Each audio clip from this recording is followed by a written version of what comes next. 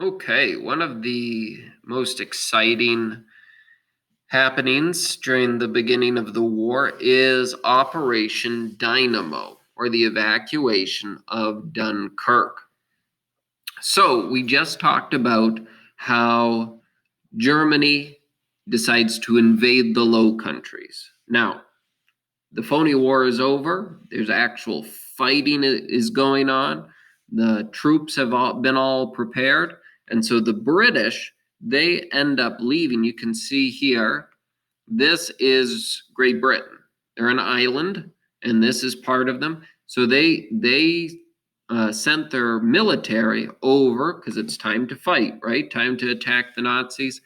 And they send them over into Belgium, which is one of the Low Countries. And so here they are, the entire British army, along with the Belgian army, the ones that are still fighting after the initial attack from the Nazis.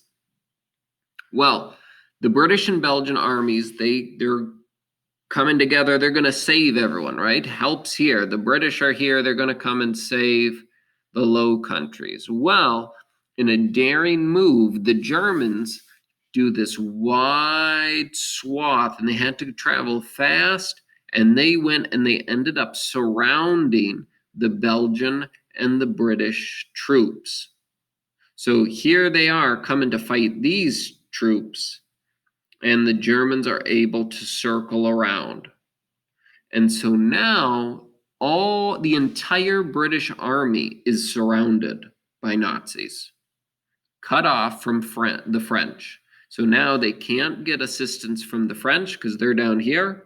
They're all surrounded up here, and the circle keeps tightening and tightening and tightening, and they keep pushing them closer and closer to this little town of Dunkirk right here. So they keep getting pushed and pushed right to the sea. Now, you'll see here, this is a picture of all the soldiers, the British military, some Belgian soldiers, and then some French as well were up there.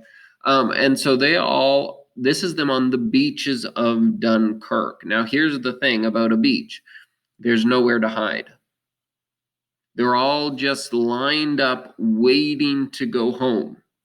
Now, the Germans take advantage of this at first, and they start throwing these leaflets, this piece of paper here. And what it says is, British soldiers, look at this map. It gives your true situation. Your troops are entirely surrounded.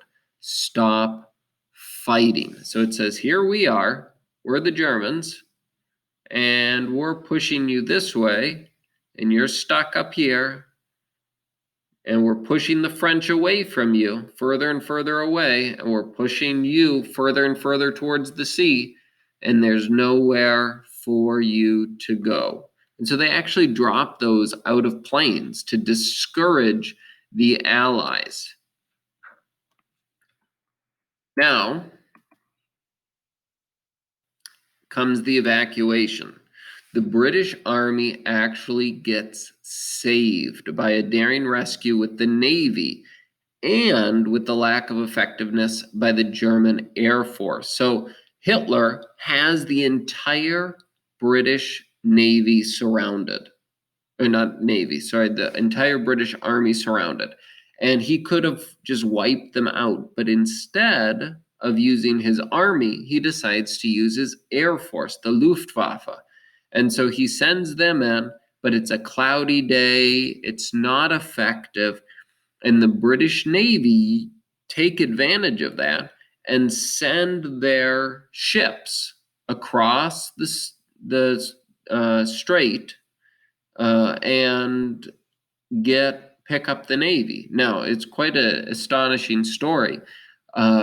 Even fishermen and other people who had yachts were called on to use their boats. If you had a boat big enough to go over to France, they said, go get some of our soldiers. And we can see the soldiers clamoring and struggling, trying to get in these boats so that they could go home. But they were evacuated, which essentially saved the British military